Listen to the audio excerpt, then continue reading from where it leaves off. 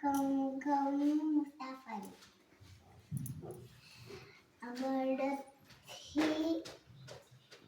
બળદથી ખેતર ખેડવામાં આવે છે. જમીનમાં દાણા વાવે છે.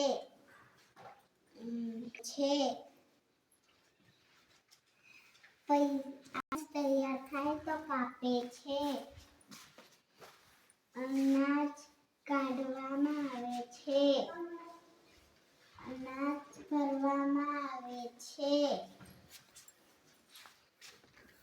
અનાજ વેચવામાં આવે છે.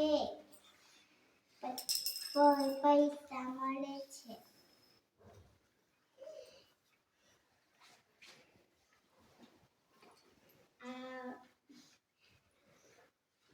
અનાજ ઘરે રાખ્યા ને દળીએ તો લોટ નીકળે છે. રોટલી બને છે.